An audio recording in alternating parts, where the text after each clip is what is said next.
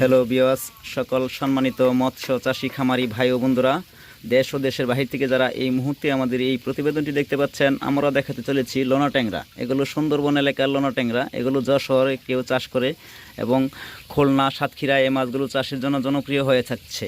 এছাড়াও এই মাছগুলোকে কেউ বলে থাকে ইন্ডিয়ান ট্যাংরা, ঠিক আছে, কেউ বলে থাকে ইন্ডিয়ান ট্যাংরা। এই মাছগুলোকে যে কোনো ধরনের আপনি খাবার ব্যবহার করে চাষ করতে পারবেন।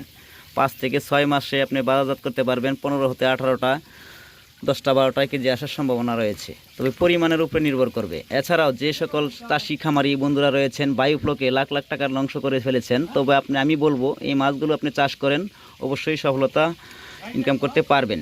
তো বিস্তারিত বিষয়ে আমরা কিছু তথ্য আমরা ভিডিও ডিসক্রিপশন বক্সে লেখার চেষ্টা করব।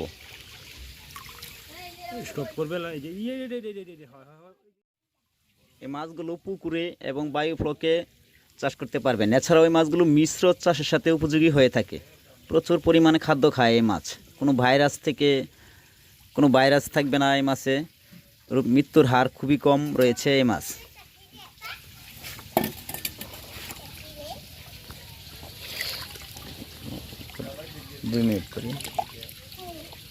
দেখতে পাচ্ছেন মাছের সাইজগুলো।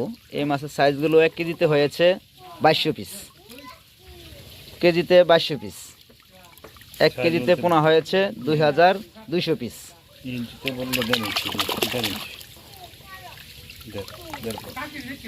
মাছের সাইজগুলো 1.5 কর, 2 ইঞ্চি এরকম সাইজ।